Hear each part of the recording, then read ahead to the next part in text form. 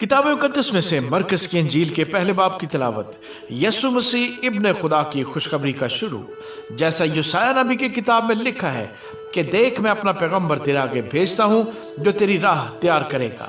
बियाबान में पुकारने वाले की आवाज आती है कि खुदावंद की राह तैयार करो, उसके रास्ते सीधे बनाओ। योना आया और बियाबान में बपतिस्मा देता और गुनाहों की माफी के लिए तौबा के बपतिस्मे की मुनादी करता था।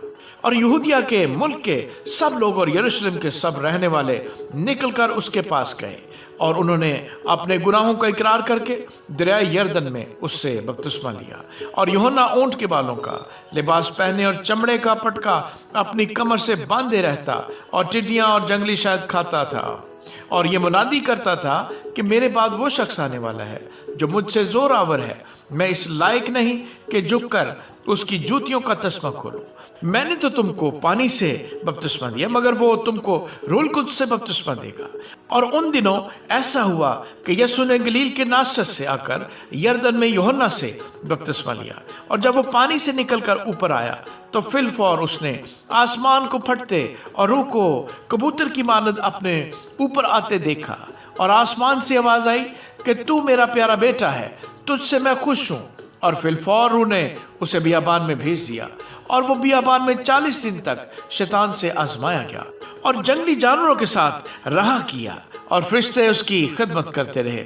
फिर यूहन्ना के पकड़वाए जाने के बाद यीशु ने गलील में आकर खुदा की खुशखबरी की बुनियादी की और कहा कि वक्त पूरा हो गया है और खुदा की बादशाही नजदीक आ गई है। तौबा करो और खुशखबरी पर ईमान लाओ। और गलील की झील के किनारे किनारे जाते हुए उसने शमौन और शमौन के भाई इंद्रियास को झील में जाल डालते देखा, क्योंकि वो माहीगीर थे।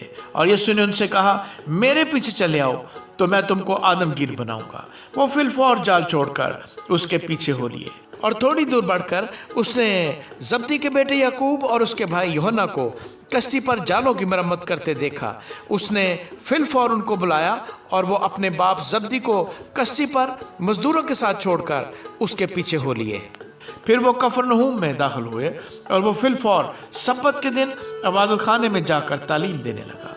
और लोग उसकी तालीम से हैरान हुए, क्योंकि वो उनको फकीहों की तरह नहीं बल्कि साहिब इख्तियार की तरह तालीम देता था। और फिलफौर उनके इबादत खाने में एक शख्स मिला जिसमें नापाक रूह थी।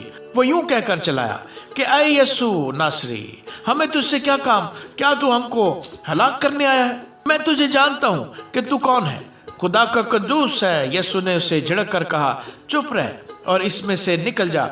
पस वो नापाक रूह उसे मरोड़कर और बड़ी आवाज से चिल्लाकर उसमें से निकल गई। और सब लोग हैरान हुए और आपस में ये कहकर बहस करने लगे कि ये क्या है, ये तो नई तालीम है। वो नापाक रूहों को भी इख्तियार के साथ हुक्म देता है और वो उसका हुक्म मानती हैं। और फिलफौर उसकी शोहरत गलील की उस तमाम नवाही में हर जगह फैल गई। और वो फिलफौर इबादत खाने से निकलकर याकूब और यूहन्ना के साथ शमौन और इंद्रियास के घर आए। शमौन की सास तप में पड़ी थी और उन्होंने फिलफौर उसकी खबर उसे दी।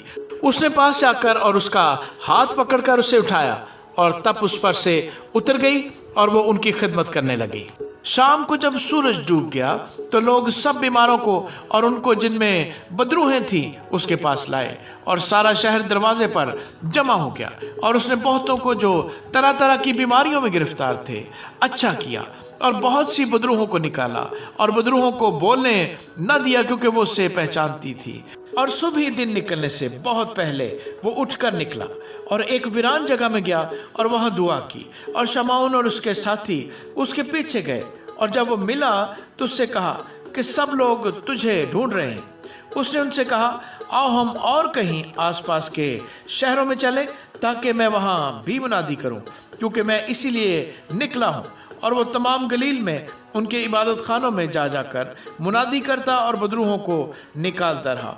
और एक कोढ़ी ने उसके पास आकर उसकी मिन्नत की और उसके सामने घुटने टेक कर उससे कहा, अगर तू चाहे तो मुझे पाक साफ कर सकता है। उसने उस पर तरस खाकर हाथ बढ़ाया और उसे छूकर उससे कहा, मैं चाहता हूँ, तू पाक साफ हो जा। और फिलफौर उसका कोढ़ जाता रहा और वो पाक साफ हो गया। और उसने उसे ताकीद करके फिलफौर रुखसत किया और उससे कहा, खबरदार किसी से कुछ ना कहना, मगर जाकर अपने तईं کاہن کو دکھا اور اپنے پاک صاف ہو جانے کی بابت ان چیزوں کو جو موسیٰ نے مقرر کی نظر گزران تاکہ ان کے لیے گواہی ہو۔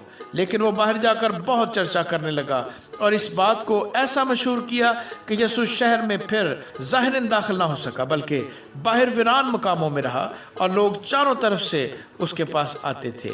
آمین۔